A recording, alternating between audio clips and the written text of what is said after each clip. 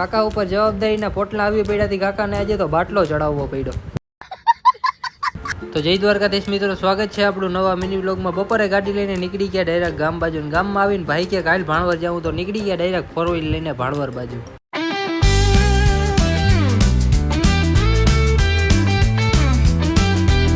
અને પછી આવી ગયા ડાયરેક્ટ ભાણવરની ગલીઓમાં. ભાણવરના રસ્તામાં થતો તો ગલી થઈ ગઈ હાવ સુની સુની. પછી આવી ગયા ડાયરેક્ટ દુકાને સોપારી લેવા. કોકને મારવાની નહીં હો, માવાની.